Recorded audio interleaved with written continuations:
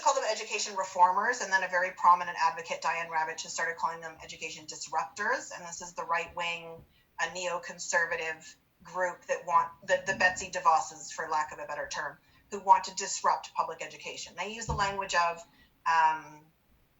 government schools for public and independent schools. They also talk about, we talked about this in our Parkland Institute session, some other language issues.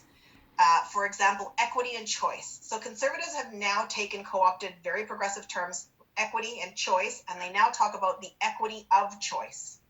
So this now means you have the right to choose where your kid's going to go, what they're going to learn, even if what they're going to learn is creationism.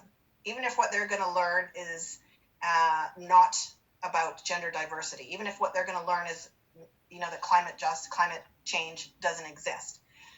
The other piece of the puzzle, and you hear Jason Kenney talk about this quite a bit, actually, and he did when they announced Bill 15, is pluralism. Pluralism is a religious term. So when he talks about pluralism, they set that in place of diversity. Okay, so they try to use those synonymously, but pluralism is a nod to the religious base.